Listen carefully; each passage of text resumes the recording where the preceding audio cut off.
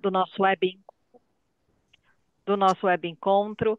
Vou fazer uma breve apresentação aqui.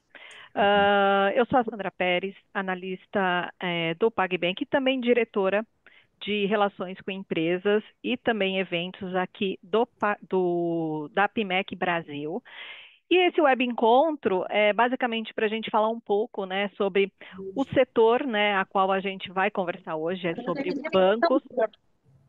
Antes disso, eu gostaria, por gentileza, de quem está participando aqui com a gente, deixar o microfone no mudo, só para não ter nenhuma interferência aqui para a nossa apresentação, por gentileza.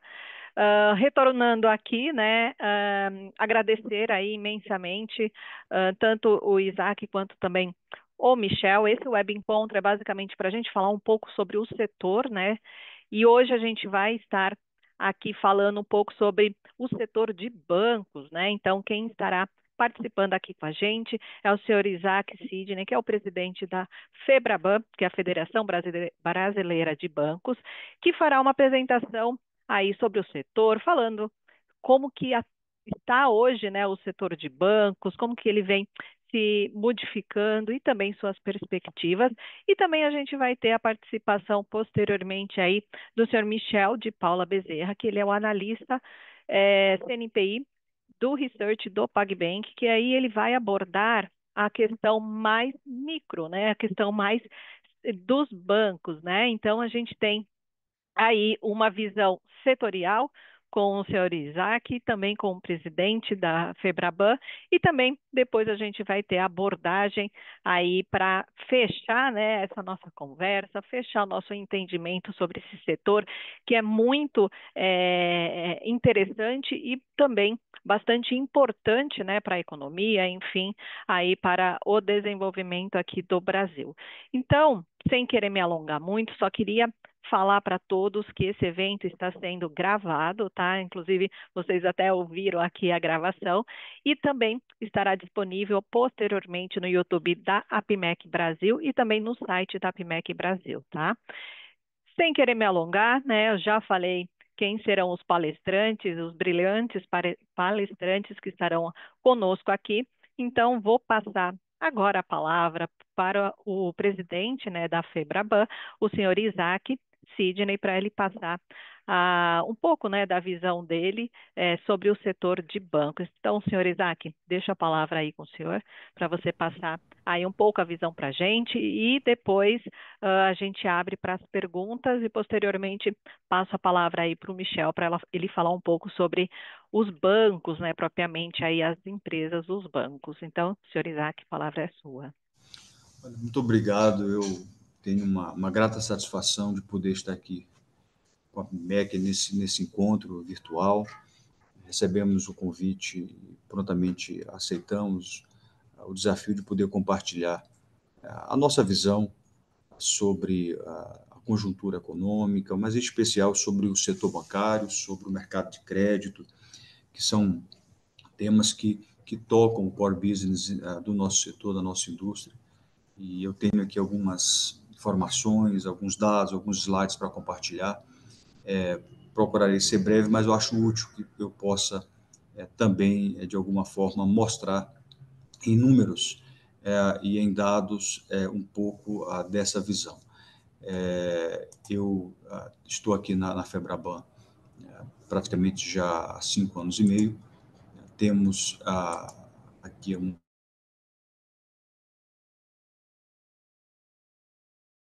e veio a compartilhamento? Sim, né? Já está liberado, é só o senhor compartilhar. E está aparecendo? Porque para mim está aqui. Ainda não. Não? Deixa eu sair novamente aqui, só um instante.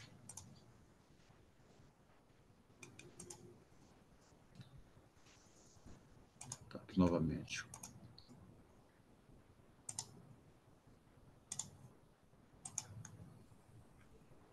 E agora sim? Agora sim. Tá ok. Bom, eu vou iniciar por esse ângulo aqui da parte dos resultados, dos balanços dos bancos. que são dados que acabam nos dando algumas informações sobre aí o nosso setor. A gente tem um setor bancário bastante resiliente, com índices tanto de capital, quanto de liquidez, quanto também de resultados, rentabilidade, lucratividade, bastante robustos, aqui trazendo dados mais concretos, inclusive os últimos dados divulgados do segundo trimestre, a gente vê o lucro, que nós chamamos de lucro líquido gerencial dos bancos, aqui eu estou me referindo aos 4 maiores bancos listados em bolsa, portanto, Itaú, Banco do Brasil, Bradesco e Santander. A gente vendo o lucro líquido gerencial desses 4 maiores bancos, a gente tem um resultado nominal de 26,6 bilhões de reais. Isso já na comparação trimestral significou uma alta de 5%, e na comparação anual de 13,7%. Isso mostra, portanto, uma recuperação gradual, mas consistente dos resultados dos bancos do ano passado para cá, incluindo também o ROI, o retorno sobre capital, que ficou em 17,7%.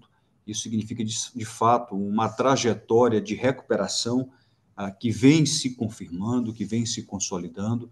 Nós ainda estamos, em termos de ROI, em níveis menores do que do período pré-pandemia.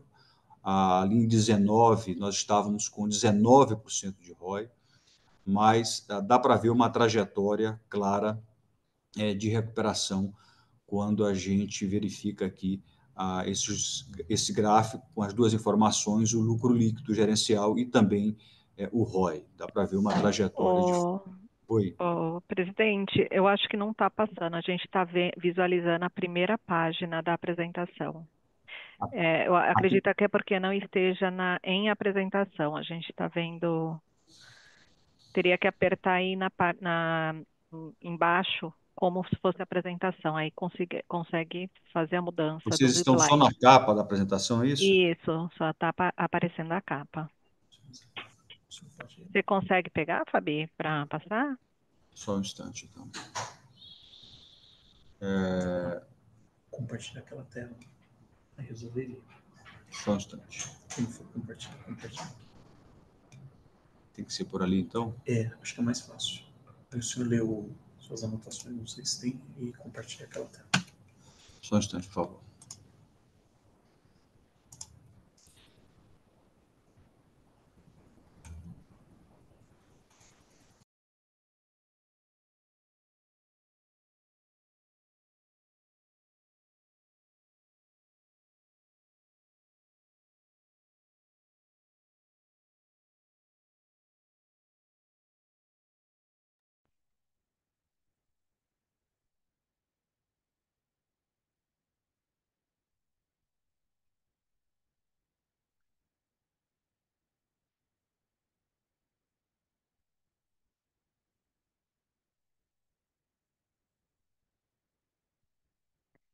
Agora apareceu como apresentação e está na primeira página, na capa. Tenta mudar para ver se vai.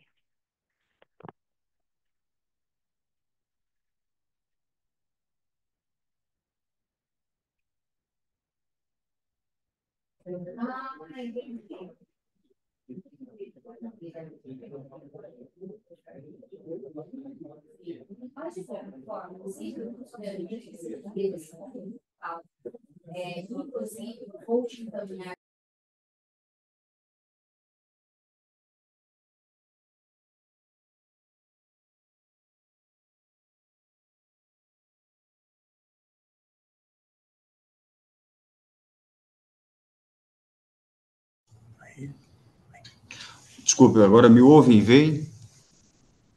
Perfeito, sim. Okay. Muito bem, era essa a tela que eu estava mostrando, indicando aqui os resultados dos bancos, dos 4 maiores bancos, do lucro líquido gerencial, com um valor nominal de 27,6%, que significaria aí, que na verdade significou 5% de alta na comparação trimestral e 13,7% na comparação anual. Também falava sobre o ROI dos bancos, desses 4 maiores, a Itaú, Banco do Brasil, Bradesco e Santander são os 4 maiores listados em bolsa, e mesmo com essa trajetória de recuperação, eu também mencionava que o ROI ainda está um pouco abaixo do período pré-pandemia, quando atingiu o patamar de 19%. Mas são resultados que, como eu também mencionei, consistentes e que mostram uma clara trajetória, ainda que gradual, de recuperação.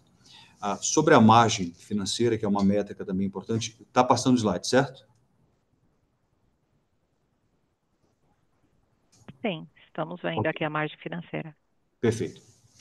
Aqui é uma métrica relevante para nós, a margem financeira aqui, tudo que eu estou me referindo, basicamente, é sobre os 4 maiores bancos listados em bolsa. Tá? Nós tivemos um avanço de 6,1%, quando a gente faz uma comparação aqui trimestral, e, portanto, isso mostra aí também esse avanço. Acho que dá para destacar a própria margem com o mercado, 7,9% de alta. Isso teve um efeito claro da queda da Selic. Claro que essa queda já se interrompeu, já estamos no ciclo de aumento, mas a margem aqui estava refletindo o período anterior da política monetária. Também houve um avanço da margem com clientes, e notadamente porque a nossa carteira de crédito tem se expandido. E aqui a gente tem um crescimento, uma expansão de 5,7% da margem com clientes. Então, também, seja com olhar focado na margem com clientes, seja com olhar focado na margem com o mercado, dá para verificar aí também resultados que são relevantes do ponto de vista dessa métrica. Outra variável que a gente tem também como relevante dos balanços dos bancos são os gastos com provisão para devedores duvidosos, portanto, as despesas com provisões. Houve uma melhora desses índices, inclusive de inadimplência. Isso permitiu com que as despesas, com que os gastos com provisão para devedores duvidosos permanecessem no patamar de estabilidade. Isso tanto na comparação anual quanto também na comparação trimestral, apesar do aumento da carteira de crédito. Uma notícia boa é que nós estamos num processo, eu diria também consistente, num momento importante, eu diria no melhor momento do mercado de crédito pós-pandemia, com a carteira se expandindo e, mesmo assim, com índices de inadimplência comportados, alguma pequena piora na margem, que nós percebemos aí mais recentemente, mas o fato é que nós também estamos com os níveis estáveis de despesas com provisões, o que é um bom indicador, eu diria, da qualidade dos ativos dos bancos. Voltando um pouquinho aí para o tema da margem financeira e também de provisões sobre a carteira de crédito, o que a gente vê é uma margem também líquida da carteira mostrando melhora, ainda que, como registrei a exemplo do ROI, em patamar bem abaixo do período pré-pandemia, mas o fato é que a gente tem também aí uma trajetória que promete continuar com margens melhores e com provisões menores.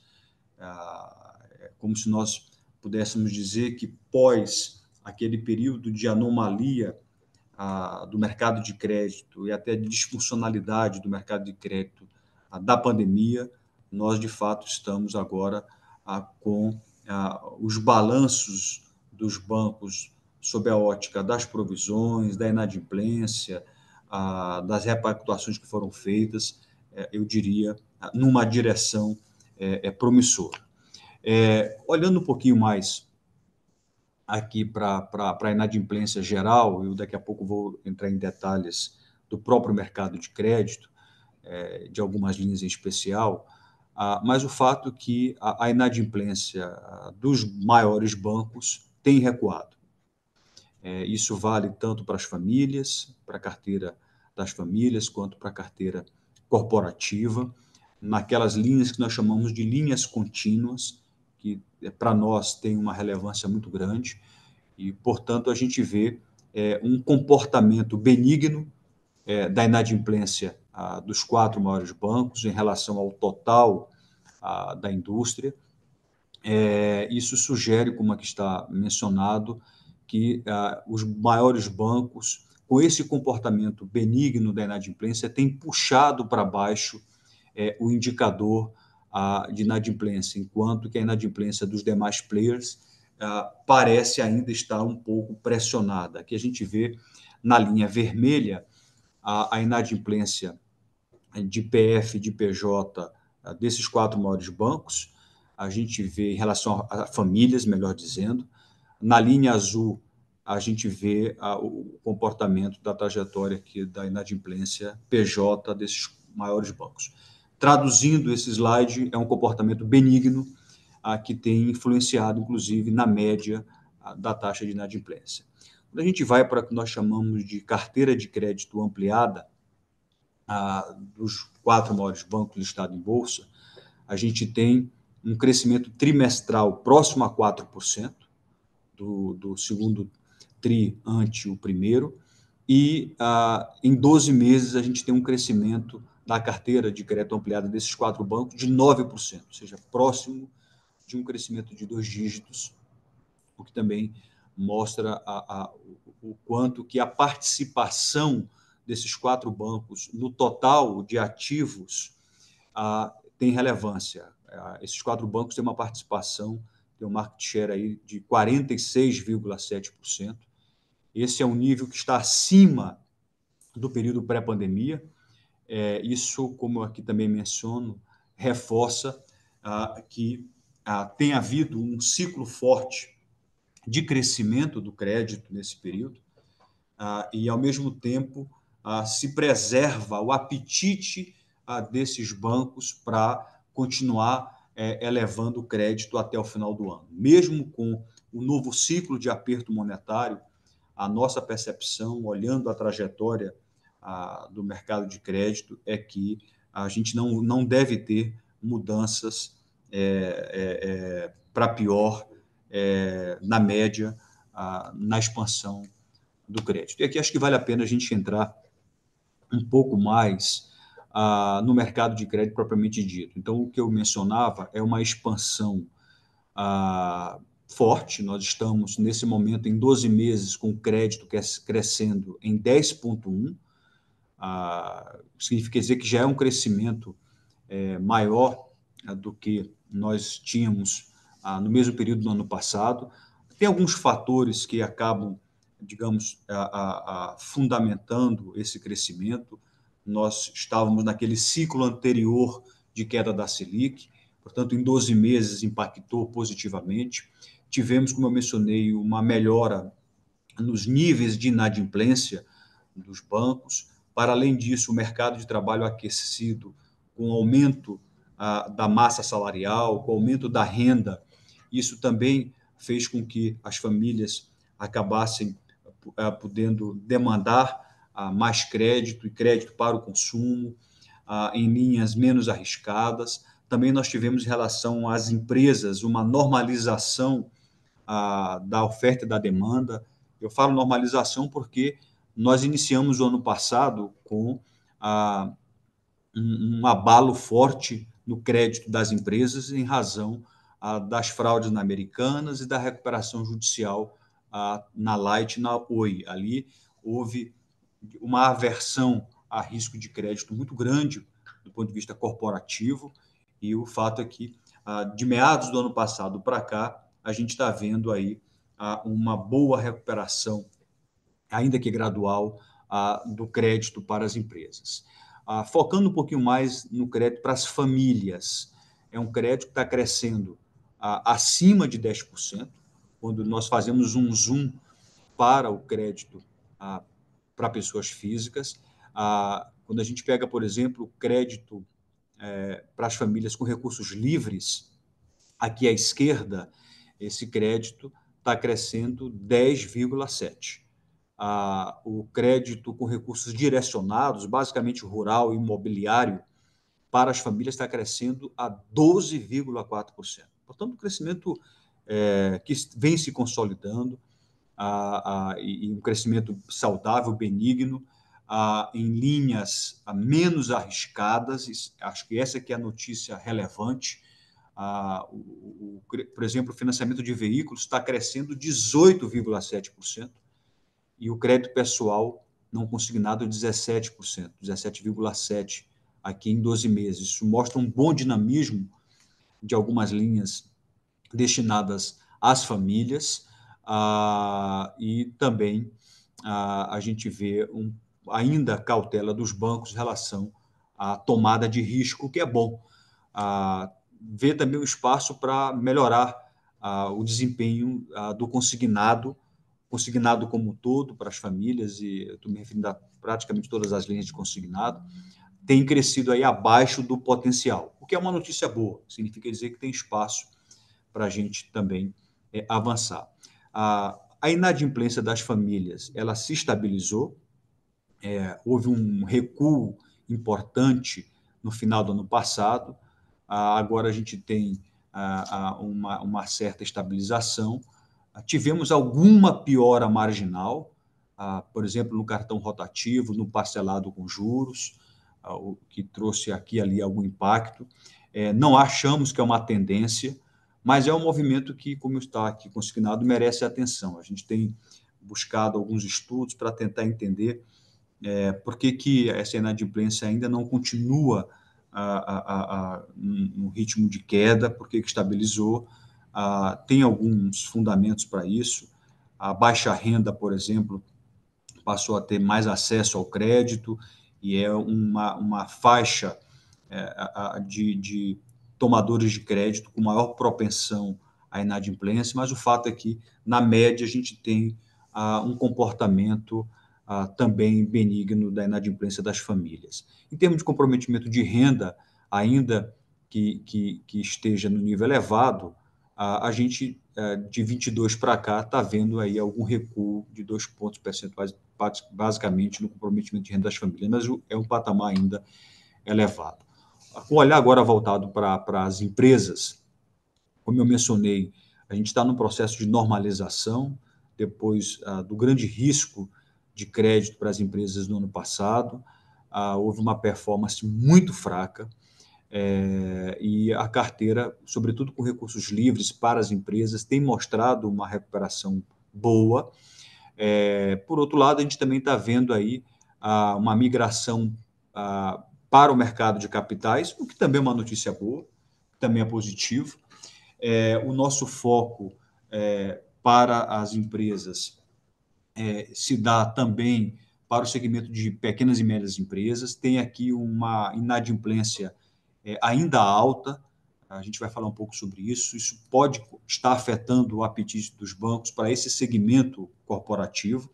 Eu quero aqui chamar a atenção que, com a reforma tributária, a gente pode ter um potencial de queda do spread. A reforma tributária para as pessoas jurídicas, ela prevê que aquilo que as empresas pagariam de imposto de IVA na intermediação financeira, elas vão poder se creditar.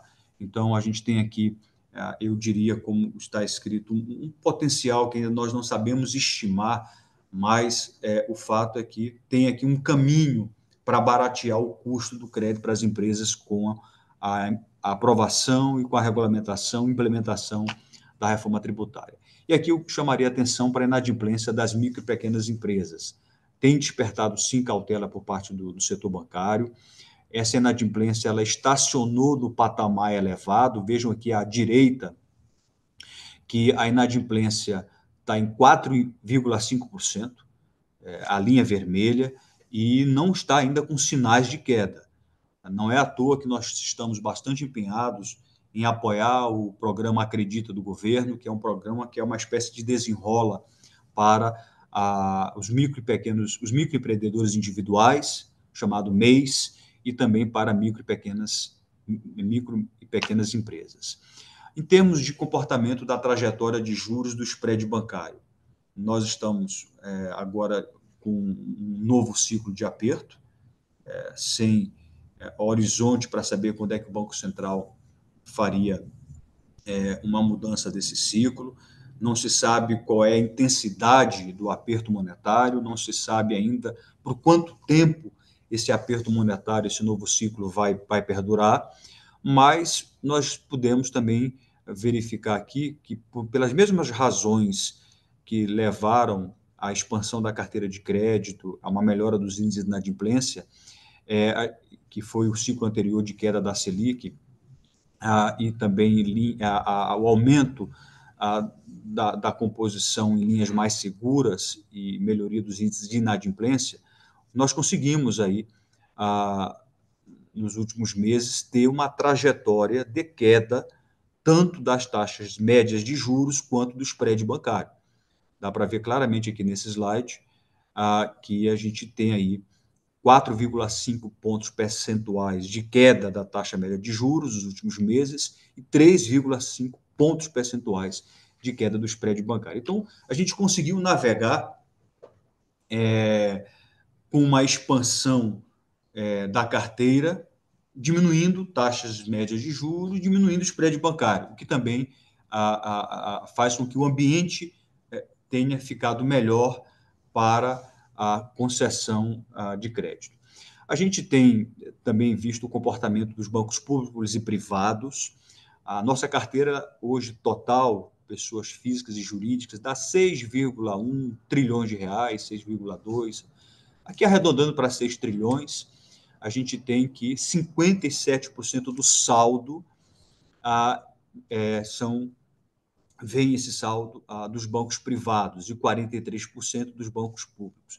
Quando a gente olha aqui a trajetória de expansão das carteiras dos bancos públicos e dos bancos privados, também a gente consegue enxergar esses mesmos percentuais, e quando a gente vai olhar, eu diria, o patamar de expansão, o saldo dos bancos públicos está crescendo muito próximo do saldo dos bancos privados. Os bancos públicos estão crescendo em 12 meses 9,3% e os bancos privados 10,8%. Então, são crescimentos, eu diria, com níveis próximos um do outro, o que mostra aí que, de fato, tanto bancos públicos quanto privados têm buscado correr lado a lado na concessão de crédito. Aqui são nossas projeções para 24 e 25. Nós estamos estimando que o crédito, mesmo com esse aperto monetário, ele vai crescer em torno de 10% a 11%. E para 2025, nossa estimativa é em torno de 9%. Então, são crescimentos que merecem aí, eu diria, de nossa parte, um olhar positivo, considerando o ritmo da atividade econômica, do mercado de trabalho. Eu acho que a gente tem aí um ambiente favorável e funcional para o mercado de crédito. Eu vou agora para a última parte, vou cansá-lo só mais um pouquinho. Acho que vale a pena a gente também mostrar para vocês que nós temos uma agenda que se volta para a nossa regulação. Há uma interação muito presente, não poderia ser diferente, com o nosso principal regulador, que é o Banco Central. Nós estamos buscando, junto ao Banco Central, que a gente possa ter um novo arcabouço regulatório para cobranças de tarifas. O nosso arcabouço é bastante antigo, e de lá para cá, desde a sua última edição, na verdade, o que a gente tem é uma mudança muito significativa nos serviços e produtos financeiros e bancários. A gente precisa ter um arcabouço de tarifas que possa ser condizente aí com a nova indústria financeira. Então, esse item 1 A gente está para mostrar que estamos em tratativas com o Banco Central para buscar ter um novo arcabouço de tarifas. Isso aí poderia impactar positivamente nas receitas de serviço dos bancos. Também continuamos com o Banco Central um diálogo que ele é estrutural, que ele é recorrente, de redução dos nossos custos financeiros. Aqui o foco maior é a redução de recolhimentos compulsórios para os chamados bancos incumbentes, né? Que são os maiores bancos. Nós temos níveis muito altos ainda de compulsório quando nós nos comparamos com outros países. Nesse momento, temos um estoque de 600 bilhões de reais de compulsórios recolhidos ao Banco Central sobre depósito à vista, a prazo e sobre a poupança, e a gente mantém junto ao Banco Central uma agenda de redução desses custos financeiros, o que seria importante se nós conseguíssemos avançar. Eu acho que tem espaço para algum avanço. Também, em relação aos custos regulatórios de observância, há requisitos prudenciais muito mais rigorosos, muito mais onerosos para os bancos incumbentes, e a gente tem uma agenda também recorrente junto ao Banco Central para reduzir esses custos de observância. Não é diferente em relação ao custo de capital, a custo de liquidez. Portanto, eu quero aqui lhes dizer que essa é uma agenda para a qual, ou em relação à qual, a FEBRABAN imprime uma prioridade muito grande na interlocução com o Banco Central. Temos alguns desafios em relação ao mercado de crédito. Eu destacaria o crédito imobiliário. Nós estamos vivenciando um momento em que o funding para o financiamento imobiliário está mais caro, está mais escasso, em razão dos recursos da poupança. Nós estamos em frentes de trabalho junto com o governo para ampliar os recursos disponíveis e para criar alternativas ao uso da TR.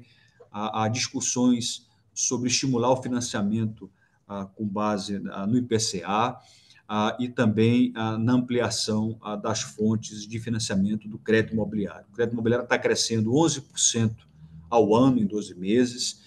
Nós estamos com uma carteira de 1,2 trilhões de reais. A gente vê espaço para crescer, mas precisa endereçar o problema do FUND. Marco de garantias foi uma grande conquista que nós tivemos no Congresso Nacional, com apoio do governo, sobretudo para a recuperação de veículos ou bens móveis. Nós não mais precisaremos entrar com uma ação na justiça para recuperar veículos de contratos inadimplidos, poderemos fazer isso via cartórios, via Detrans, o que torna o processo mais célere, que torna o processo menos dispendioso, menos oneroso. Nós estamos avançando bem na regulamentação, estamos apostando que assim que tiver operacional, a chamada execução extrajudicial de garantias também, a gente vai avançar. Isso vale para a recuperação de veículos, na parte da chamada busca e apreensão extrajudicial, e vale para imóveis, na execução extrajudicial de garantias imobiliárias. Tivemos uma vitória importante no Supremo, ganhamos uma ação no Supremo, e o Supremo, portanto, considerou que nós podemos, fora da justiça, retomar imóveis extrajudicialmente. Então, são avanços regulatórios, institucionais importantes. A gente está buscando, junto ao Congresso, uma alteração da lei de falências.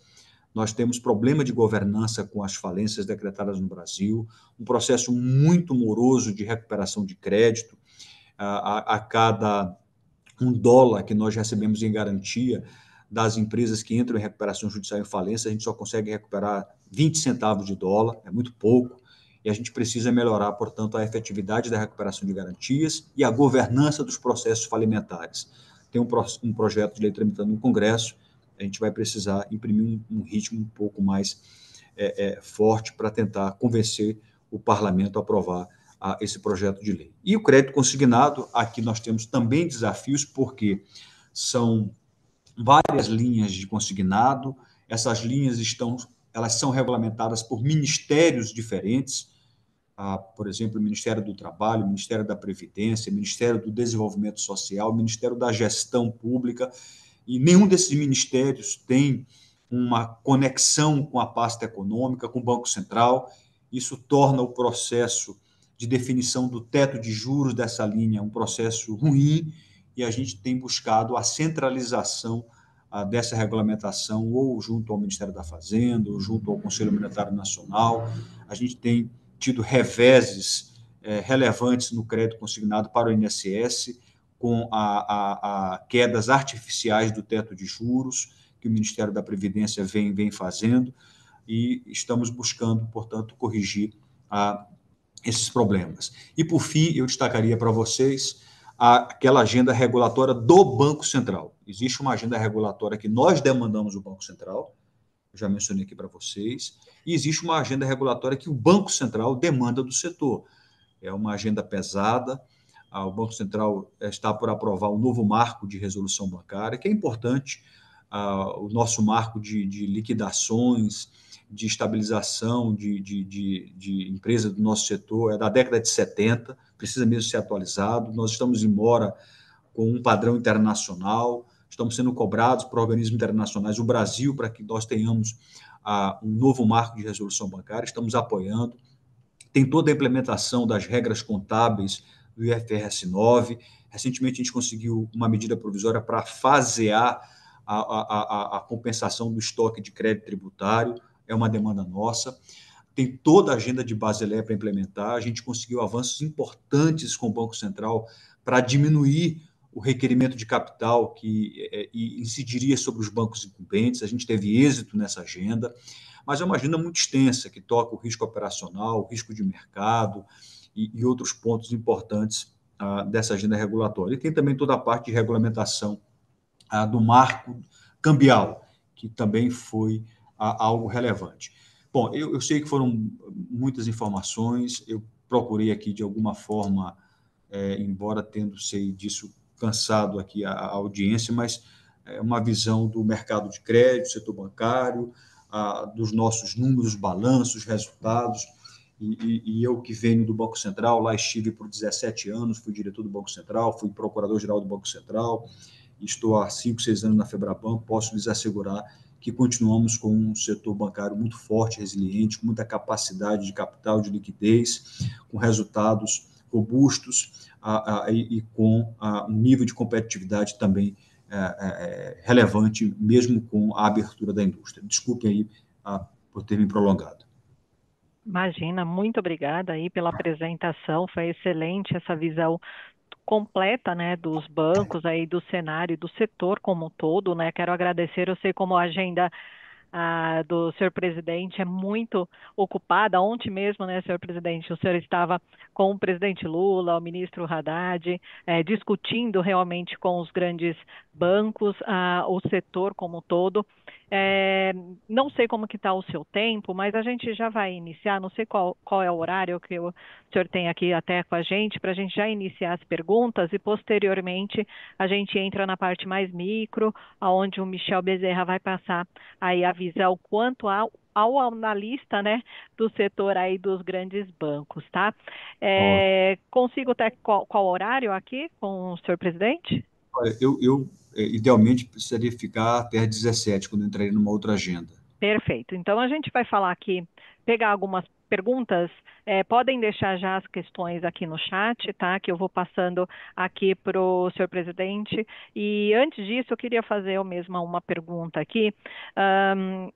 Da projeção que foi levantado aqui, quanto à parte de crédito, enfim, todas as projeções para 2025, já qual é o montante de juros, né? A gente até viu, o senhor até comentou que o crédito, mesmo com o início das elevações dos juros, não está sendo tão afetado.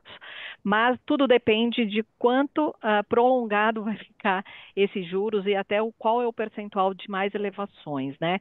Na visão da Febraban, quanto que isso poderia prejudicar essas novas elevações, essa política monetária aí do Banco Central, que parece que ainda teremos mais 2 elevações, né? Ainda não se sabe se seria uma elevação de 0,50 pontos base ou 0,25, mas enfim, mas isso não é de imediato, né? O que afetaria o crédito, a inadimplência, isso poderia postergar aí para o setor.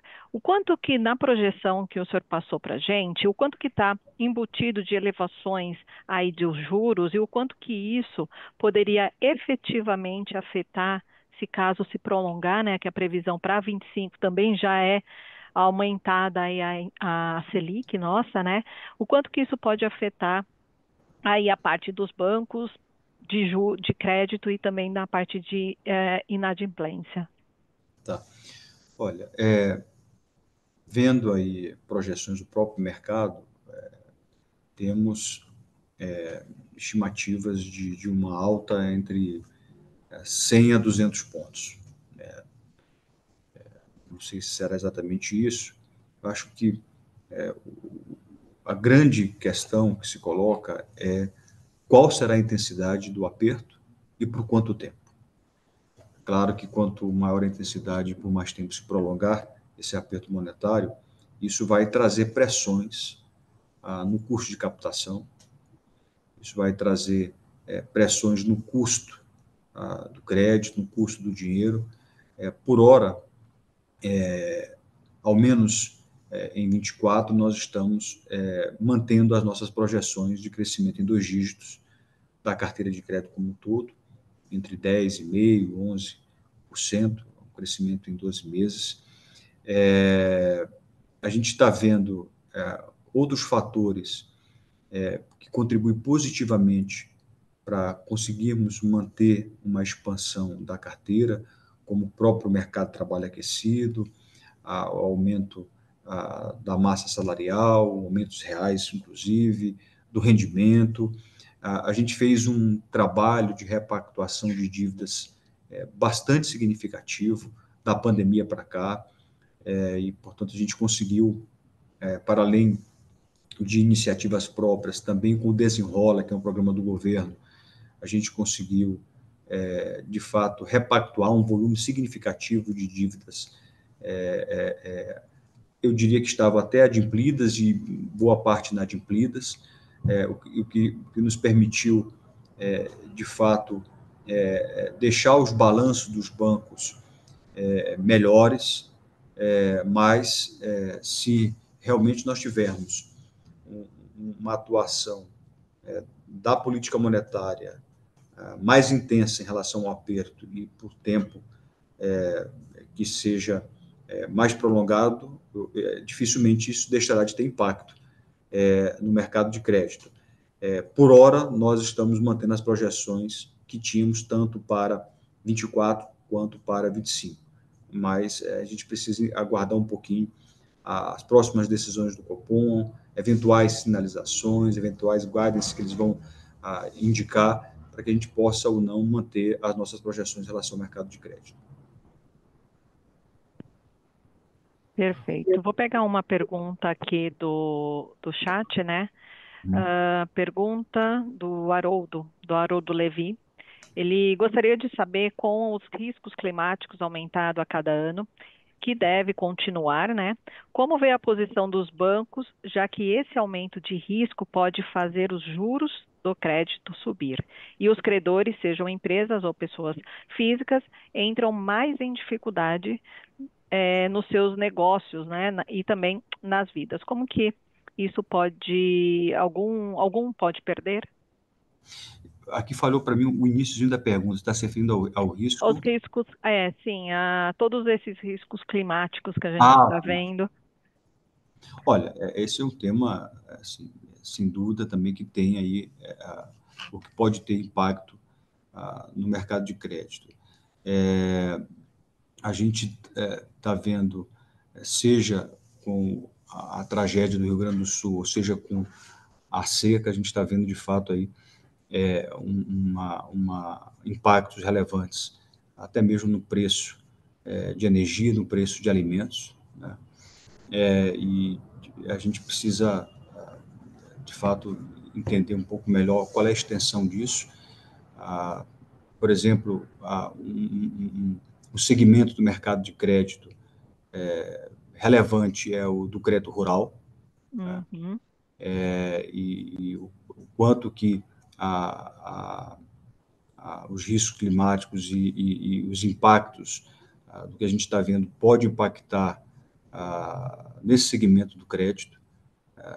Por exemplo, o quanto isso poderia ou não impactar a eventual inadimplência, porque nós financiamos o agronegócio, então é bastante relevante a gente acompanhar.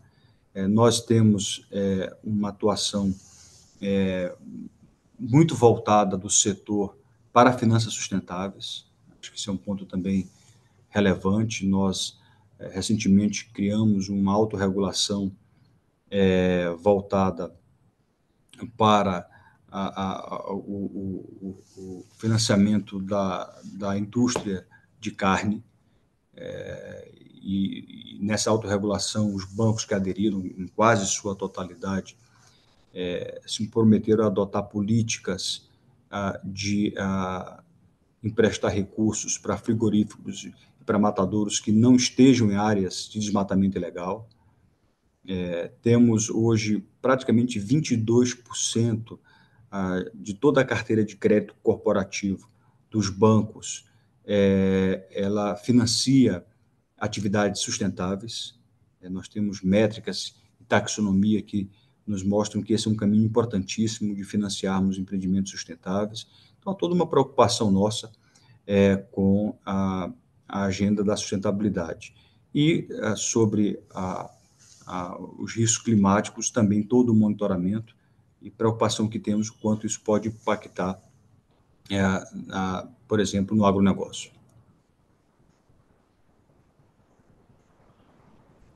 Tá ótimo.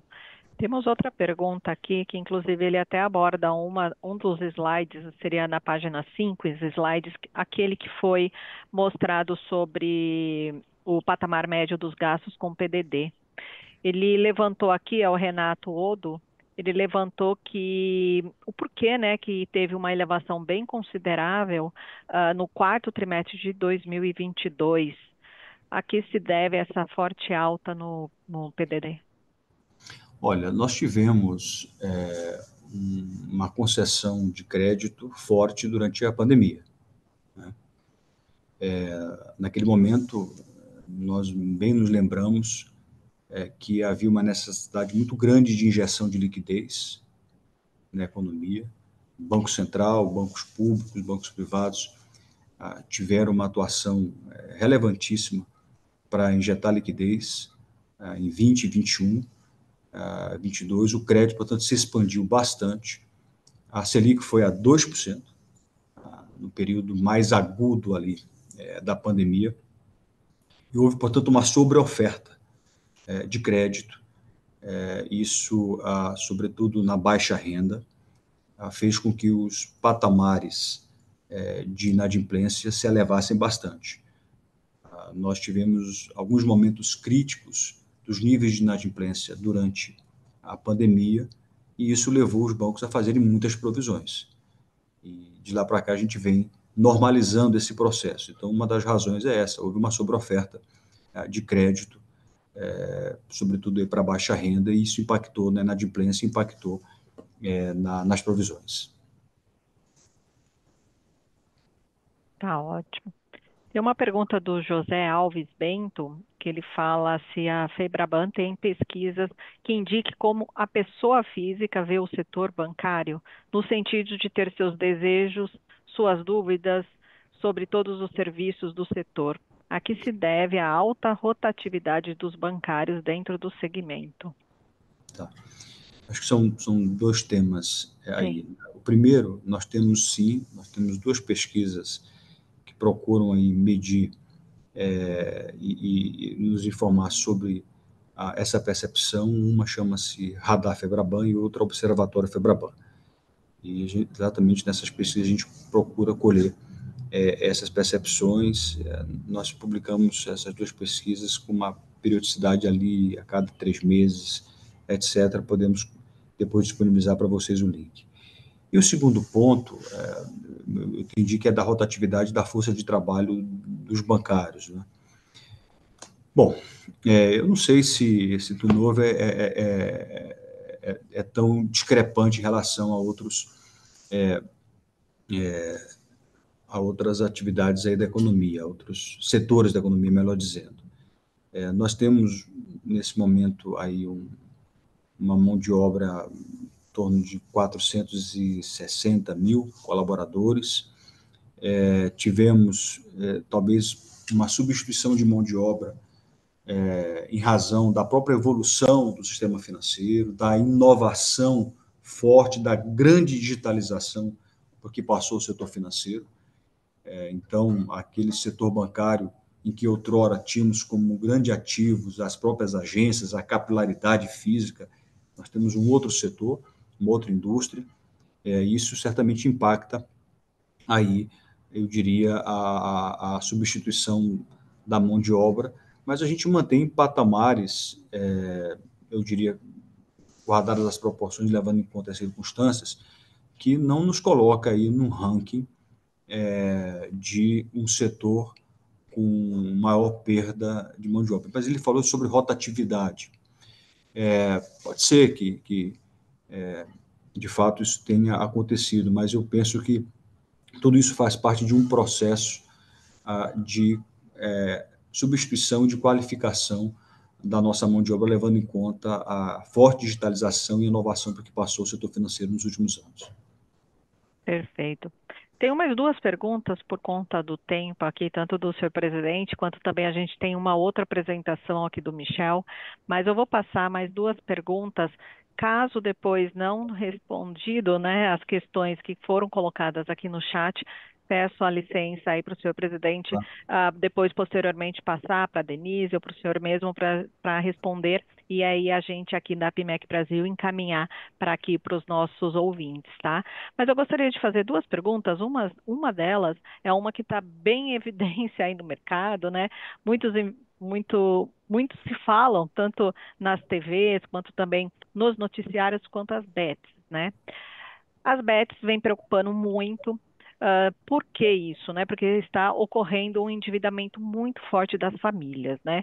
O quanto que isso acaba preocupando, se isso realmente vem preocupando tanto a Febraban quanto os grandes bancos, para ter uma certa revisão, né, de como que o governo poderia melhorar fiscalizar melhor, para não ocorrer realmente esse problema, né, forte de endividamento das famílias, que pode afetar aí a parte de dívida, né, que eles estão, a gente já viu mesmo que o senhor passou em uma das apresentações que está reduzindo, mas ainda continua em patamares elevados, né, o endividamento das famílias.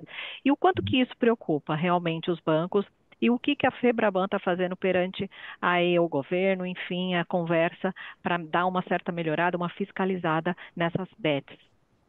Olha, a gente de fato foi bastante vocal aí nas últimas semanas.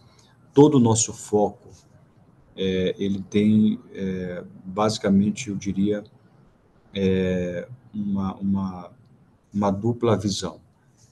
De um lado, a preocupação com o impacto disso no nível de endividamento das famílias e no comprometimento de renda das famílias.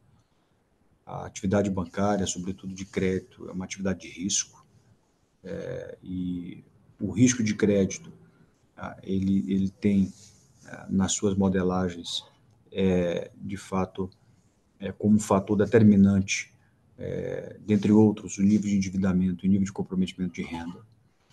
E o nosso outro olhar, a nossa outra preocupação, ou outra vertente sobre a qual a gente tem sido vocal, é o quanto o mercado de crédito pode ser usado para lavagem de dinheiro, que é um tema também bastante importante. Nós, a partir de dados que estávamos e continuamos recebendo dos bancos, percebemos, de fato, que tem havido indicadores de um maior comprometimento de renda, sobretudo da população de baixa renda, um maior endividamento e uma maior destinação de recursos, de transferência de recursos para casas de aposta. Para além desses dados que recebemos na nossa esteira normal de informações que temos dos bancos, o próprio Banco Central publicou uma nota recente mostrando os volumes de recursos transferidos via Pix para casas de aposta, mostrando lá que uma média de 18 a 20 bilhões de reais por mês tem sido transferido por pagamentos via Pix para casas de apostas, e quando essa abertura dos dados foca nos beneficiários do Bolsa Família, algo como 5 milhões de beneficiários, melhor dizendo, 3 milhões de beneficiários fazendo apostas por mês e transferindo 3 bilhões de reais. Como você mesma mencionou, a partir dos dados que eu mostrei, em que pese a gente ter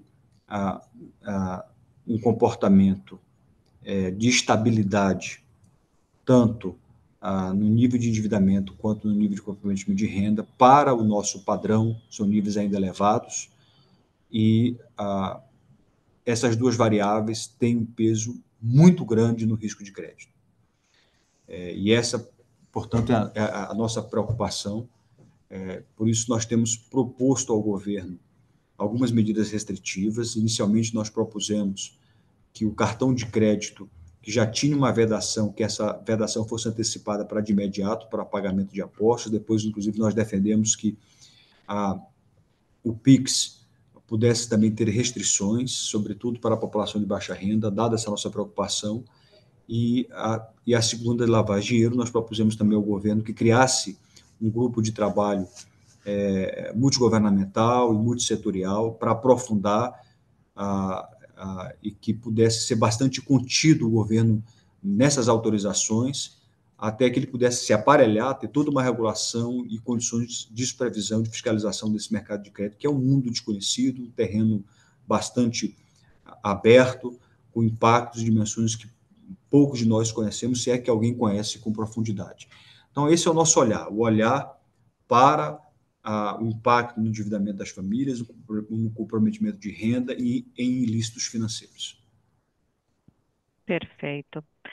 Bem, pelo horário aqui, quero já agradecer imensamente aqui o senhor presidente, o Isaac Sidney, pela brilhante apresentação aqui quanto ao setor, né? A gente viu que está realmente se modificando, vem se modificando e tem ainda muito para crescer. Quero agradecê-lo. E lembrando que ainda a gente vai ter aí a apresentação do Michel Bezerra, tá? Para ele passar aí a visão dele da parte micro, né? Sobre os bancos, a visão, o que ele está vendo, quais são os bancos que estão melhores ou piores, enfim, vamos ver aí a visão dele. E aí eu quero deixar a palavra final aí para o Isaac, que infelizmente ele vai precisar, né, se retirar, mas quero novamente, em nome aqui da PMEC Brasil, em nome de todos os participantes, agradecê-lo aí pela brilhante, né, apresentação, e deixo a palavra final aí para você encerrar aqui a apresentação, esse nosso web encontro, e logo mais a gente segue aqui todos, mantenham-se, eu segue aqui com o Michel Bezerra. Então, senhor presidente, pode dar sua palavra.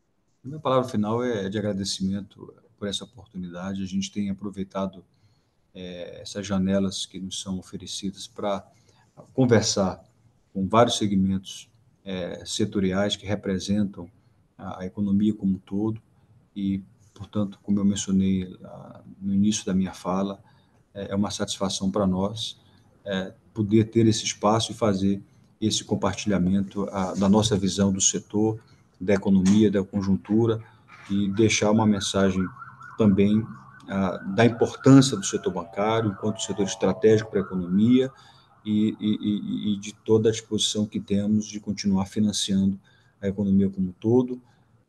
Nós temos, como eu mencionei, o equivalente a 55% do PIB emprestado para as empresas, para as famílias, com muito espaço para crescer e com muita disposição para a melhoria do ambiente de crédito, inclusive para a redução do custo do crédito. Então, muito obrigado pela oportunidade que tivemos aqui de estar com todos vocês. Muito obrigada, senhor presidente. E agora deixo a palavra com o Michel Bezerra, que é analista fundamentalista, né, da área de research aqui do PagBank, e aí ele vai passar para a gente, né, a visão dele perante o setor de banco, né, quais são os principais bancos aí, o desempenho que eles estão tendo aí no ano. Então, Michel, deixo a palavra aí para você. Perfeito. Primeiramente, agradecer, dar boa tarde aqui a todos, né? Agradecer o convite da APMEC. O que eu vou trazer aqui para vocês hoje. Vocês estão me ouvindo? Ah, tá. O que eu vou trazer aqui para vocês é muito complementar ao que o presidente da Febraban trouxe. Eu também vou falar aqui dos bancos incumbentes listados, né? Pode até passar a página, Sandra. Vou falar sobre Banco do Brasil, Bradesco, Itaú e Santander. Separei esses bancos especificamente porque hoje eles ainda representam a maior parte aqui quando a gente fala do crédito dentro do sistema financeiro nacional. Se a Caixa tivesse listada, só precisava adicionar a Caixa, que a gente já teria uma visão muito boa, principalmente de crédito imobiliário. Mas eu trouxe aqui focado realmente nos bancos que a gente tem hoje na Bolsa. Só antes de eu começar a falar sobre as teses, reforçar alguns pontos, inclusive, que o Isaac trouxe aqui para a gente, é importante a gente entender um pouco do contexto que a gente teve nos últimos trimestres, nos últimos anos, uma mudança estrutural que a gente teve no funcionamento do próprio setor bancário. A gente viu durante o período da pandemia uma forte bancarização da população, fruto aí da digitalização das contas, crescimento de bancos digitais, toda a limitação que a gente teve de mobilidade impulsionando esse movimento. A implementação do Fix também foi outro fator que trouxe mais à tona ainda essa questão da digitalização. Isso acabou tendo alguns efeitos, muitos efeitos positivos, mas também alguns negativos. O Isaac comentou o excesso de crédito que foi dado principalmente às famílias. A gente começou a ter várias pessoas com diversas contas correntes, com principalmente diversos cartões de crédito, e a gente chegou naquele momento que a gente tinha as pessoas com acesso a mais crédito do que elas realmente tinham condição de arcar. Então, em um certo momento, como até o Isaac mostrou na apresentação dele, que mostrava o histórico da inadimplência, a gente teve isso cobrando seu preço, aumento aí da inadimplência, principalmente quando a gente fala dessas linhas mais arriscadas, como cartão de crédito, e, dado esse contexto, os bancos todos, de maneira geral, sofreram, mas alguns sofreram mais que outros. E aqui eu separaria esse grupo que eu trouxe de Bradesco, Banco do Brasil, Itaú e Santander em dois grupos.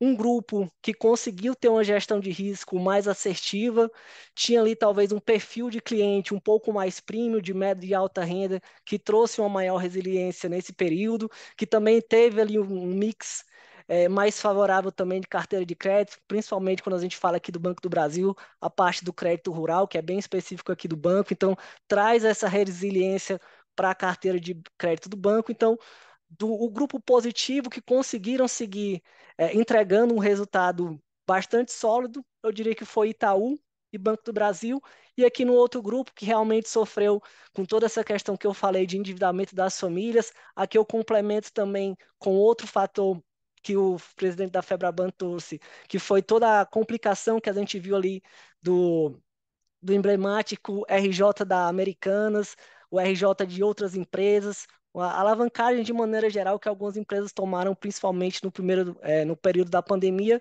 que com o aumento de juros acabou pressionando principalmente aí quando a gente olha o bottom line dessas empresas. Então, eu diria que quem ficou mais suscetível, que não conseguiu perceber essa deteriorização do mercado a tempo, foi exatamente o Bradesco e o Santander. Pode passar, Sandra, para a gente agora entrar realmente aqui nas teses. Eu tentei separar aqui essas teses, são muitas para falar, mas eu tentei separar aqui um slide, os principais pontos para a gente acompanhar, para a gente comentar aqui com vocês. Aqui a gente começa pelo Itaú, nosso top pick do setor. A gente tem recomendação de compra para Itube 4, com preço-alvo de R$ 43.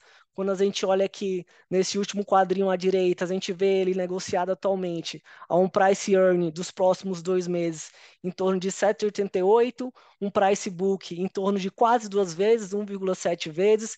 Quando a gente compara esses números com os pares, a gente percebe, principalmente quando a gente olha price book, um prêmio do Itaú em relação aos pares, mas a gente vai comentar aqui alguns pontos durante esses slides que vão mostrar, vou tentar mostrar para vocês porque, no nosso entendimento, o Itaú ainda é o nosso top pick do setor, ele ainda demonstra para a gente uma solidez maior de resultados e uma perspectiva mais positiva também de resultados.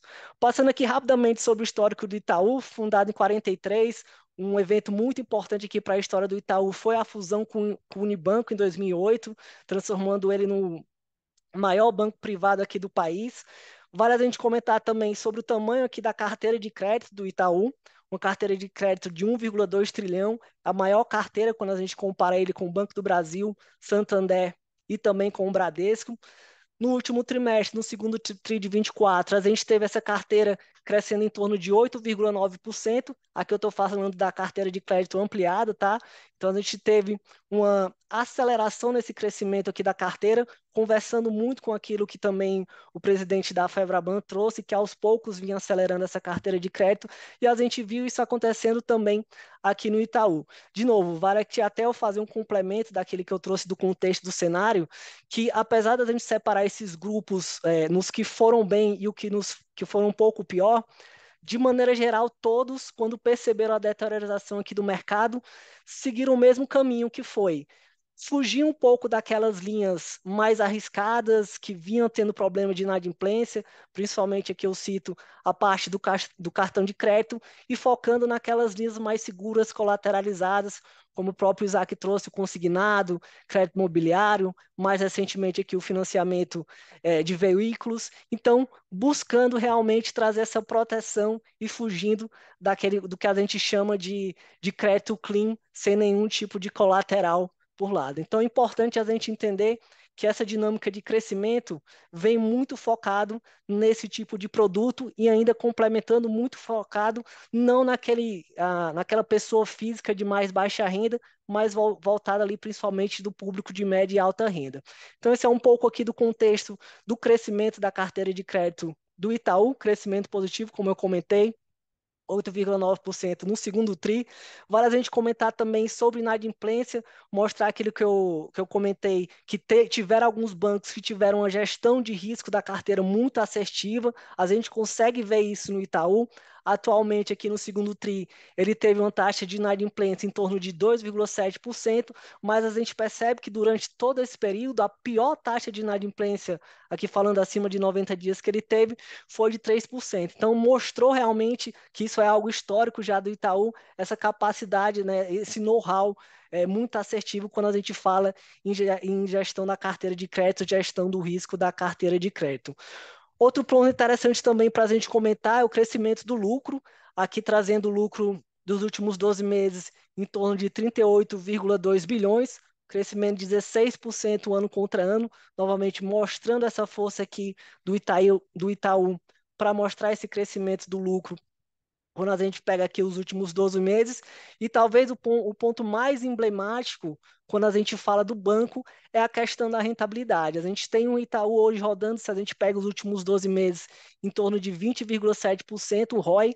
Se a gente pega o anualizado do segundo TRI, a gente já tem um ROI melhor ainda, rodando por volta dos 22%, e isso levando em consideração que o banco hoje tem excesso de capital, ou seja, se a gente tirar esse excesso de capital do banco, a gente tem uma rentabilidade ainda maior quando a gente fala do Itaú. Então, assim, mostrando, eu passei aqui pelos principais números, a gente vê a aceleração da carteira de crédito, a gente também vê uma inadimplência controlada, a gente vê uma rentabilidade boa do banco, então muito consistente de por que que a nossa visão é tão positiva no Itaú, quando a gente olha aqui curto, mais para frente eu vou falar um pouco do médio prazo. Médio prazo. Curto, principalmente porque eu mostrei para vocês de dados. Isso aqui que a gente mostra, a gente percebe que mesmo nesse cenário negativo, o Itaú conseguiu entregar fundamentos muito sólidos e deixam ele numa situação muito confortável de, se ele entender que mesmo com essa alta de juros que a gente vai provavelmente ver aqui no Brasil, se ele entender que faz sentido acelerar a carteira, o crescimento da carteira de crédito, ele vai acelerar. Então, assim, a nossa visão hoje que a gente tem no Itaú é que de todos os bancos, ele é que está na posição mais confortável para surfar talvez uma onda de aceleração da carteira de crédito. E aqui, complementando também o que eu falei da questão do excesso de capital do banco, outro fator que contribui, principalmente quando a gente olha aqui no curto prazo, as ações do banco, é a possibilidade de pagamento de dividendos extraordinários. Eles já sinalizaram isso nos últimos calls de resultados do banco, então a gente ainda tem essa opcionalidade de estar recebendo um dividendo extraordinário aqui do Itaú. E agora falando um pouco de médio prazo, porque a gente tem também uma visão positiva em relação ao Itaú, é aqui que eu citei para vocês o Ano Itaú, que é, digamos, o super app que o Banco Itaú pretende implementar nos próximos anos, que é uma integração de diversos apps que ele tinha separado. Ele vai fazer dentro desse app como se fosse módulos, onde a pessoa pode acessar aquele produto que ele tem interesse, e tudo estando num aplicativo só, numa solução só, que eles chamam do super app.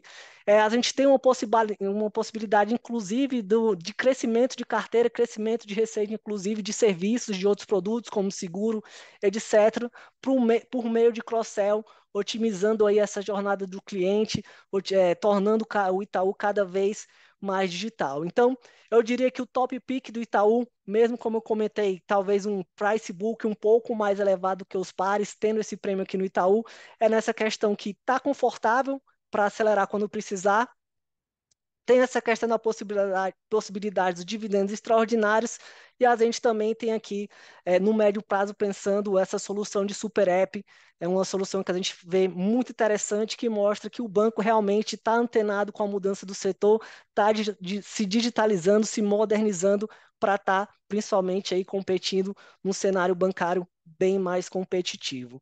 Então, esse é um pouco aqui da nossa visão para o Itaú. Pode passar aqui, Sandra, para o Banco do Brasil. Aqui entrando no Banco do Brasil, a primeira coisa que chama a atenção é os múltiplos, não tem como a gente negar. A gente olha aqui, a gente tem recomendação de compra para o Banco do Brasil também, nosso preço-alvo é de 34,77, mas como eu comentei, o que chama mais atenção quando a gente olha no Banco do Brasil é a questão dos múltiplos. A gente tem um PL aqui para os próximos 12 meses em torno de 3,96, a gente tem um price book também em torno de 0,85. Isso chama muito a atenção, principalmente a gente vai olhar mais para frente, comparar esse com os pares. A gente vê um desconto bem elevado aqui quando a gente fala do Banco do Brasil. Passar rapidamente alguns pontos aqui que eu separei em relação ao Banco do Brasil, que vale a pena a gente comentar. Primeiramente, um banco centenário, né, controlado pelo governo federal. Vou falar mais à frente em relação a essa questão do risco governamental, mas vale a gente comentar primeiramente sobre a carteira de crédito do banco, uma carteira de crédito em torno de 1,1 trilhão. Como eu comentei, o diferencial desse mix aqui do Banco do Brasil é principalmente a carteira do agronegócio, que representa algo em torno de 1/3 dessa carteira de crédito, uma carteira esse crédito rural do agronegócio, muito impulsionado principalmente aí pelo Plano Safra do governo federal. Então, digamos, um diferencial competitivo que a gente tem no Banco do Brasil em relação aos seus pares. Aqui, passar rapidamente para vocês o crescimento dessa carteira de crédito, crescimento de 3,2% ano contra ano, também mostrando uma aceleração em relação ao trimestre anterior, mas tem alguns pontos aqui que eu vou entrar, principalmente quando a gente fala de inadimplência, que traz, digamos, alguns asteriscos que fazem, apesar da gente olhar os múltiplos do Banco do Brasil, e mais para frente os resultados em si, que eu vou comentar mais, a gente não recomendar ele como o nosso top pick aqui do setor financeiro. Nessa questão de inadimplência, a gente consegue ver que ela ainda está muito controlada, 3% aqui a inadimplência acima de 90 dias. Nesse período, a inadimplência do sistema financeiro estava em torno de 3,2%, então a gente tinha ainda uma inadimplência controlada aqui para o Banco do Brasil, mas a gente já vê trimestre a trimestre uma piora, mesmo que marginal, nessa inadimplência. Então é algo que chama atenção, e principalmente no cenário, quando a gente fala do setor rural, do agronegócio, que a gente vê dificuldade dos produtores. A gente até comentou aqui, fez uma pergunta sobre toda a questão climática. A gente teve as secas no Rio Grande, a inundação no Rio Grande do Sul, as enchentes no Rio Grande do Sul, a gente teve as queimadas aqui em São Paulo, a gente tem preços de commodities baixos, a gente vê, inclusive, teve recentemente a AgroGalaxy pedindo a RJ, trazendo essa atenção para a dificuldade aqui no setor rural. Então a gente vê que a gente já vinha um pouco, vinha vendo essa deterioração aqui no crédito rural e também na parte de PJ dentro do Banco do Brasil, e esse cenário é um pouco mais complicado quando a gente fala de agronegócio, deixa, digamos, aquele asterisco que a gente precisa acompanhar como é que vai ser os próximos trimestres do Banco do Brasil, porque a gente já viu nos últimos, principalmente, um crescimento das provisões, e esse crescimento das provisões a gente conversa um pouco com o que a gente vai falar agora, que é a questão do lucro líquido. Nos últimos 12 meses, o Banco do Brasil apresentou um lucro líquido de 35 bilhões, um crescimento de 5,1% no ano, vindo, claro, de uma base comparativa bem forte, que foi o ano passado, mas, claro, aqui a gente tem que levar em consideração principalmente o guidance que o banco deu. O banco deu um guidance em torno de crescer aqui para o ano de 2024 entre 37 e 40 bilhões, e a gente vendo que atualmente ele está em 35 bilhões, e principalmente com o crescimento das projeções que a gente vê nos últimos trimestres, a gente traz aquela incerteza para o mercado se realmente o Banco do Brasil vai ter essa capacidade de entregar aquele guidance. E aí, novamente, se o banco não entrega guidance, a gente começa com aquelas revisões dos analistas menores para o próximo ano e a gente tem esse impacto provavelmente negativo nas ações do banco. Então, eu diria que apesar dos múltiplos chamarem muita atenção quando a gente fala do Banco do Brasil, a gente tem essa questão aí de talvez uma piora nas provisões, impactando aqui o lucro, principalmente o atingimento do guidance no ano. Olhando aqui para o ROI, a rentabilidade do banco segue ainda um ROI bem sólido de 20%, quando a gente olha do segundo tri anualizado, também em torno de 20%. Então, de maneira geral, apesar dessa piora marginal na inadimplência e nas provisões, o banco segue entregando um resultado bastante consistente, deve seguir também aqui para quem está buscando dividendos, entregando um patamar de dividendos bastante interessante. Só trazer alguns pontos que talvez chamem um pouco a atenção na estratégia do Banco do Brasil em comparação aos pares, é algo que eles falaram bastante durante o Investors Day, que é a estratégia Phygital, que é a junção das agências bancárias, da parte física do banco, com também a solução digital, então unindo os melhores dos dois mundos, né, tendo essa estratégia omnichannel. Então, um pouco diferente do que a gente vê nos outros bancos, que revisa a questão do footprint, focando as agências principalmente naquele público de média e alta renda, a gente vê aqui no Banco do Brasil não tanto esse foco de diminuição na quantidade de agências, mas tentar reformular a experiência para unir esse físico com esse digital, e principalmente que eles comentaram bastante no Investors Days, é o entendimento na visão deles que ter essas agências ao redor do Brasil é um diferencial competitivo, principalmente quando eles falam em questão aqui do crédito rural. Por fim, só para fechar aqui esse tema do Banco do Brasil, falar aqui sobre o risco governamental, uma possível ingerência que a gente possa ter no banco. A gente entende nesse momento que esse não é a principal razão para o banco estar sendo negociado a 4 vezes, 0,85. A gente entende que não faz sentido, muito pela necessidade do governo em buscar uma maior arrecadação. A gente vê aí o governo tentando de diversas formas aumentar a arrecadação, e não faria sentido ele ter essa ingerência que pioraria os resultados do Banco do Brasil no momento em que esses dividendos dessas estatais se faz muito importantes. A gente já vê o governo tentando acelerar o plano de investimento lá da Petrobras, o que pode impactar os dividendos da companhia, então não faz sentido eles fazerem algo semelhante aqui do Banco do Brasil e reduzir não só os dividendos potenciais lá na Petrobras, mas também os dividendos aqui no Banco do Brasil. Então, esse é um pouco aqui do contexto em relação do Banco do Brasil, porque apesar dos números sólidos que eu comentei, a gente tem alguns parênteses aí para acompanhar, principalmente agora quando apresentar os resultados no terceiro trimestre, e que faz com que a gente prefira o Itaú como nosso top pick aqui no setor. Pode passar aqui, Sandra.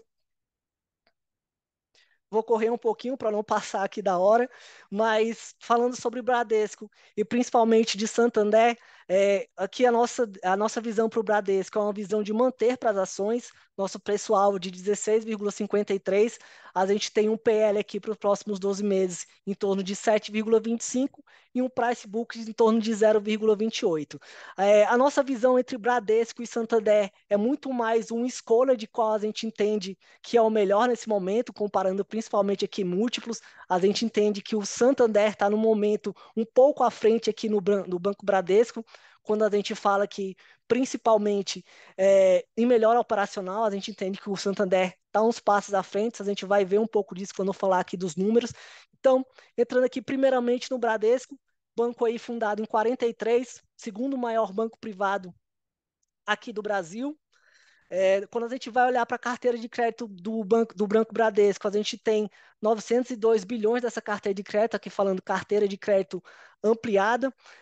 Nesse trimestre, a gente teve um crescimento de 5% ano contra ano, um crescimento bem aquém, principalmente quando a gente compara o que eu comentei ali do Banco do Brasil e do Itaú, mas isso vem de 4 trimestres seguidos que a gente teve praticamente essa carteira de crédito Bradesco andando de lado. Então, essa melhora, essa aceleração na concessão de crédito foi um dos fatores também que a gente viu da razão de por que muito das casas que davam manter no Bradesco começaram, depois desse último resultado do segundo TRI, a passar a dar uma recomendação de compra para a companhia.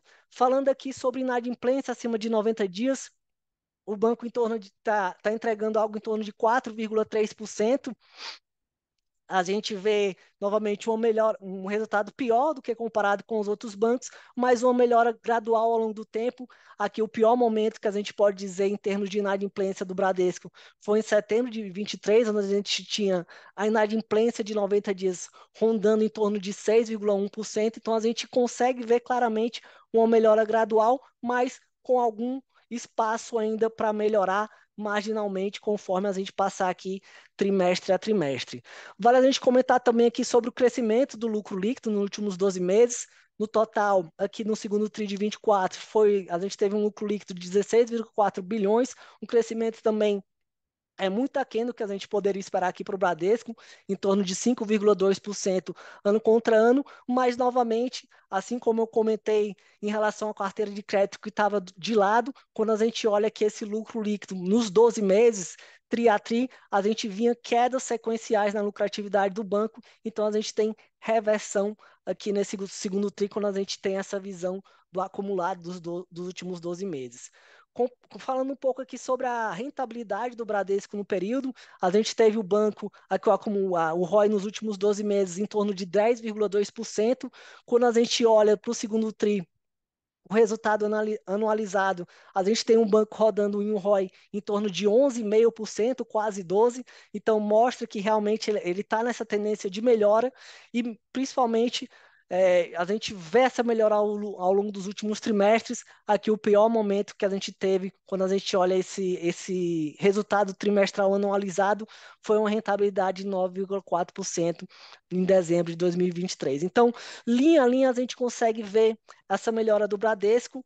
E aqui, para fechar o entendimento aqui do banco, a gente não podia deixar de falar sobre o plano de reestruturação que a companhia anunciou no início desse ano. É um plano de reestruturação que vai durar em torno de 5 anos. Realmente é algo focado principalmente na modernização do banco.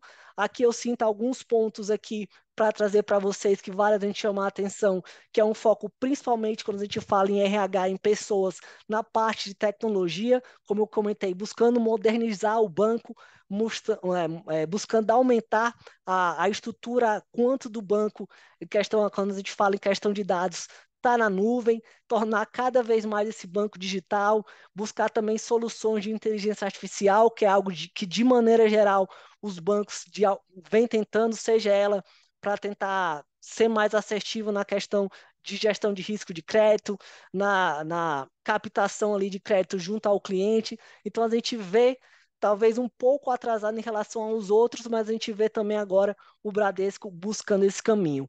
Outra questão que vale também a gente salientar dentro desse desse plano de reestruturação foi a redução dos cargos de diretores. por parte do Bradesco, então a gente teve uma redução aí de custo nessa questão de diretoria. A gente teve outro ponto positivo que não era muito comum aqui no histórico do Bradesco, que era trazer pessoas de fora para estar nesses cargos de alta gerência. Então a gente tem sangue novo vindo no Bradesco, com visões diferentes, com culturas diferentes, que podem agregar bastante nesse processo aqui de reestruturação, de modernização do banco.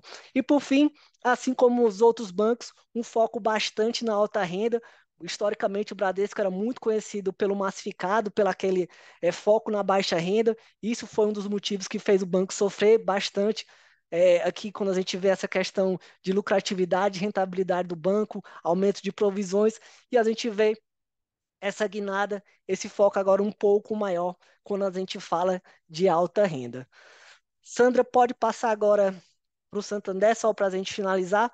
Como eu comentei, a nossa visão de compra aqui para o Santander, preço-alvo de 33,10, PL aqui previsto para os próximos 12 meses, em torno de 7,3 vezes, e um PVP aqui em torno de 0,9. Nossa visão positiva em relação ao Santander, em comparação ao Bradesco, é muito em relação ao que a gente vê comparativamente um ao outro. A gente vê múltiplos muito parecidos, mas a gente vê o Santander um passo à frente quando a gente fala um pouco aqui de fundamentos. Passar aqui rapidamente pelos números, para eu não passar aqui do tempo. Santander é fundado em 82, terceiro maior banco privado aqui do Brasil. Vale a gente comentar que ele é controlado pelo Grupo Santander, grupo espanhol. A gente pode dizer que foi o único banco estrangeiro que conseguiu ser vitorioso aqui no Brasil com essa proposta de banco de varejo. Outros tentaram, não conseguiram. Então vale a gente salientar isso aqui em relação ao Santander. Falando aqui sobre os números do banco, a gente tem uma carteira de crédito ampliada em torno de 665 bilhões, crescimento de 7,8% ano contra ano dessa carteira de crédito, novamente fazendo aqui o comparativo com o Bradesco, um crescimento melhor aqui quando a gente olha do Santander. A inadimplência de 90 dias também mais controlada do que em comparação com o Bradesco, em torno de 3,2%. Aqui eu cito principalmente o trabalho de controle da inadimplência na carteira de pessoa física, que chegou a ter uma inadimplência de 4,8%, agora rodando a algo em torno de 4,2%.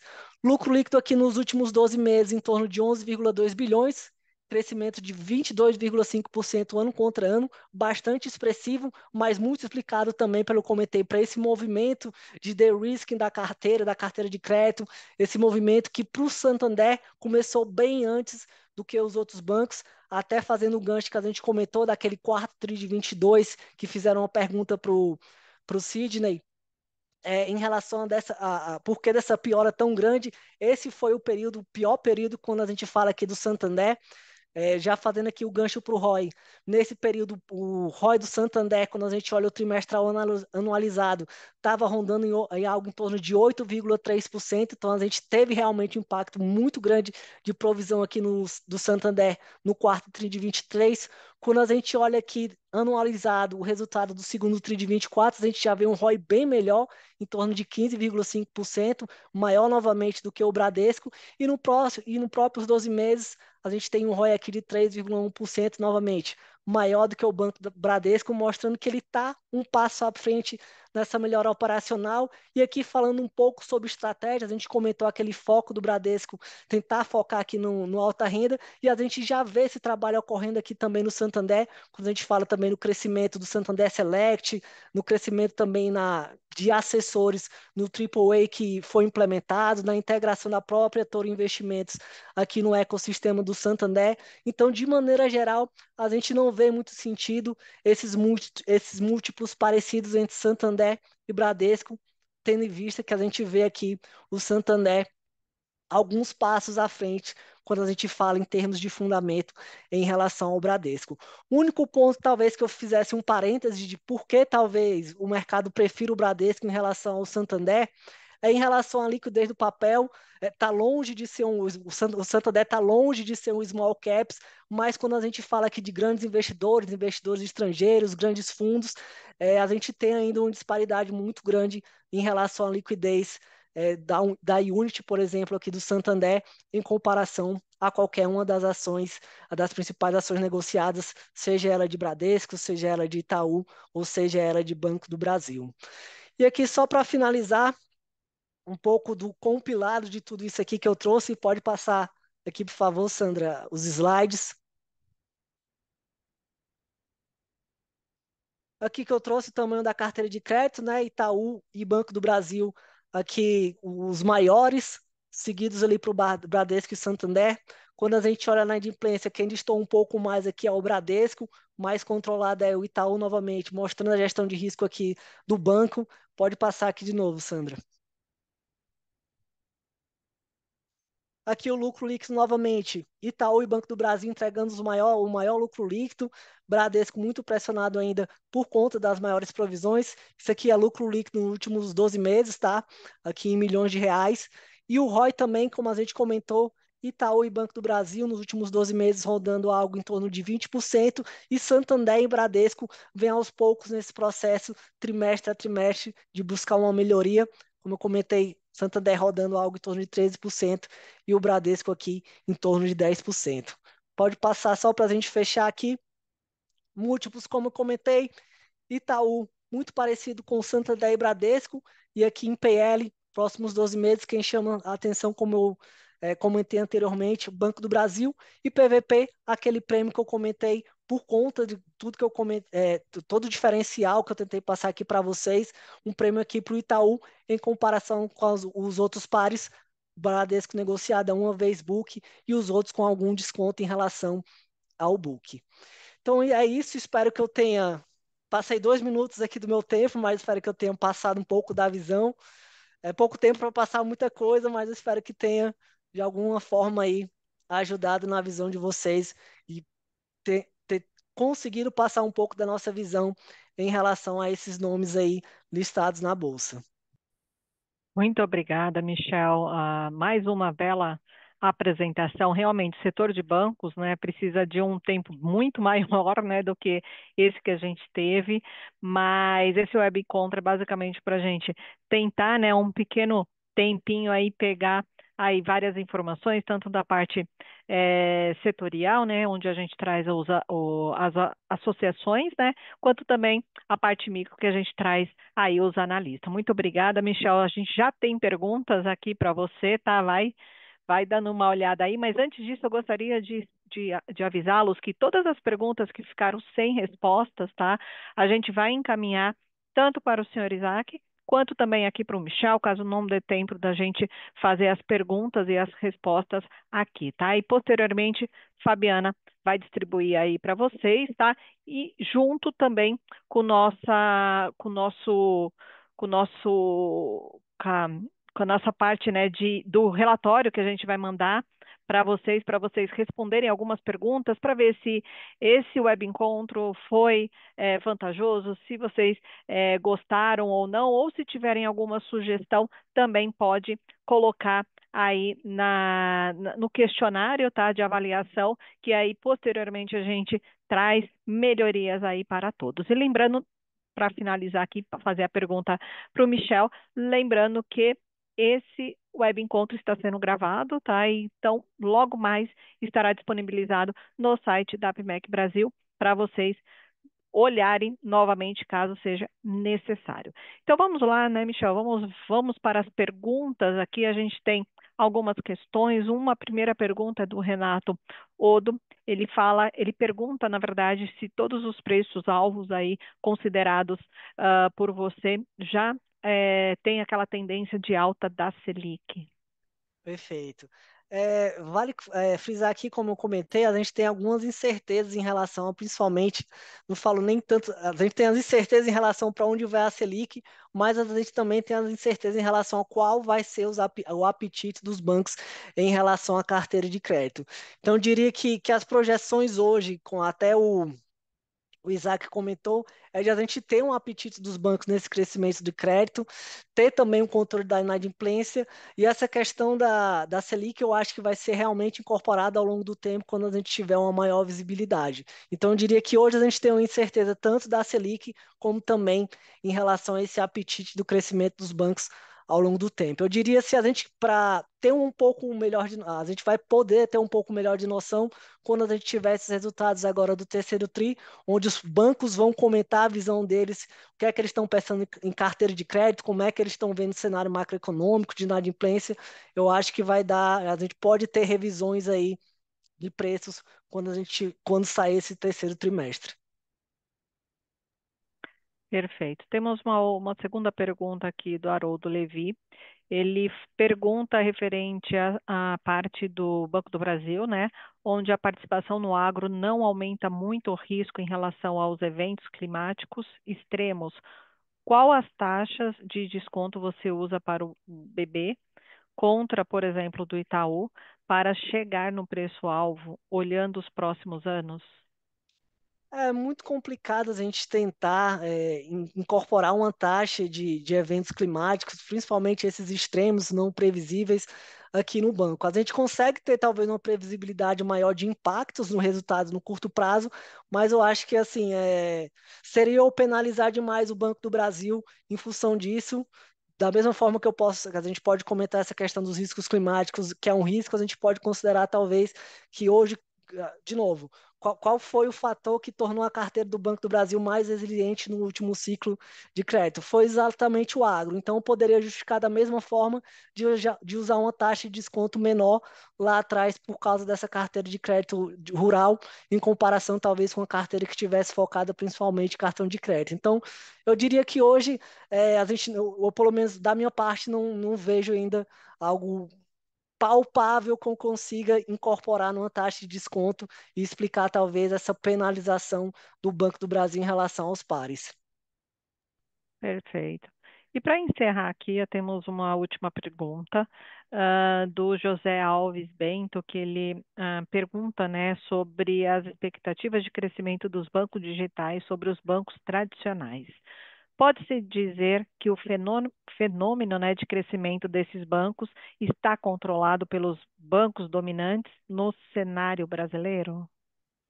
Olha, eu diria que não. Eu acho que, como eu comentei, o cenário bancário de maneira geral mudou estruturalmente. A gente está no cenário muito mais competitivo. Se a gente for, inclusive, eu passei aqui para vocês os crescimentos desses bancos, os incumbentes, né, os maiores. A minha ideia era trazer também de alguns digitais, mas a apresentação vai ficar muito longa. Mas se a gente for pegar os números, eles estão crescendo mais que os bancos incumbentes. A gente tem alguns nomes aqui. Vou até citar o nome de um, por exemplo, o Nubank, vindo muito agressivo na parte de crédito consignado. Isso é uma pergunta que a gente vê recorrentemente em call de resultados dos bancos privados grandes. Então, assim, eu diria que a competição chegou, ela vai cada vez aumentar. E aqui é importante a gente entender quando a gente for analisar esses bancos incumbentes, é como é que eles estão se movimentando. Aí, de novo, eu trago aquela questão, por que é que a gente tem uma visão de top pick para o Itaú, o One Itaú que eu comentei, o Super App que ele vai estar implementando, que ele vai ter uma possibilidade de fazer esse cross-sell dos produtos, vai ter esse produto digital mais assertivo para o seu cliente. Então, eu diria que é importante quando a gente olha aqui essa dinâmica de banco digital e esses bancos incumbentes, é entender como é que eles estão se movimentando, porque o que a gente está vendo, inclusive no tri a tri, é que cada vez esses bancos digitais estão crescendo mais e estão cada vez tendo mais produtos, ampliando o leque de atuação deles. Então, eu diria que é um setor competitivo que vai se tornar mais competitivo e o banco grande que ficar parado no tempo, que não se modernizar, como a gente viu aquele plano de reestruturação do Bradesco, provavelmente vai aos poucos ficar para trás. Perfeito. Bem, tá excelente aqui a nosso web encontro, né, do setor de bancos, mas infelizmente a gente vai precisar encerrar aqui, o tempo já estourou aqui, mas foi muito bom. Espero que todos tenham gostado aqui desse mais um web encontro, né? E lembrando que no site da PMEC Brasil a gente tem todos os eventos que vão ser feitos. Inclusive, a gente no dia 21 teremos um evento sobre valuation, tá? É um evento excelente, então, para quem quiser entender mais, será lá na MZ. tá? Então vamos entra no site da APIMEC Brasil, que lá temos todos os eventos futuros aí, tanto reuniões, days, quanto também eventos quanto a este evento, tá? Então, novamente quero agradecer a todos que participaram aqui conosco, né, nesse mais um web encontro, e lembrando que estaremos enviando aí os questionários, por favor, respondam os questionários, só assim a gente vai saber se realmente todos esses eventos estão sendo valiosos aí para vocês, e caso tenha alguma sugestão, também passem para a gente, que a gente vai trazer aí o setor ou então temas aqui bastante relevantes, tá? Antes de encerrar, quero passar aí a palavra, na verdade, né, o encerramento, vou deixar aí a palavra para o Michel, para ele fazer as suas considerações finais, e fazendo isso, a gente já encerra aqui esse nosso mais um web encontro. Então, Michel, passo a palavra aí final para você. Só agradecer novamente o convite aqui da APMEC, agradecer também a todos que participaram, espero que eu tenha conseguido trazer um pouco de informação para ajudar aí na análise de vocês, e fico aqui à disposição, caso alguém tenha alguma dúvida posteriormente, fico aqui à disposição para estar respondendo depois do e-mail, como acharem melhor. Tá ótimo. Então, agora eu encerro o nosso web encontro. Obrigada a todos e tenham uma excelente noite.